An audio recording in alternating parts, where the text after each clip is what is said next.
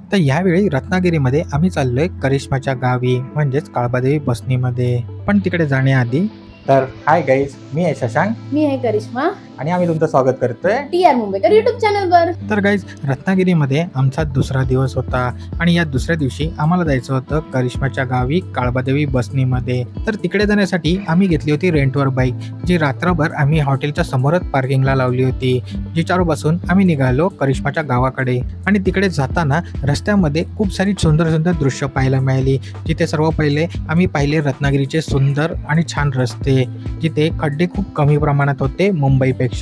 तर म्हटलं इथे जाताना आपण मोटो ब्लॉग करूया, जो खूप दिवसांनी मी करणार होतो. तर रत्नागिरीच्या सुंदर रस्त्यांसोबत त्या बाजूची मस्त सुंदर झाडी पण पाहायला भेटली.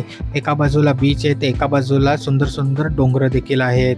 तर याच रस्त्यामध्ये आम्हाला महाराष्ट्राची फेवरेट लालपरीचं म्हणजेच MSRTCच्या ST बसचं देखील दर्शन झालं.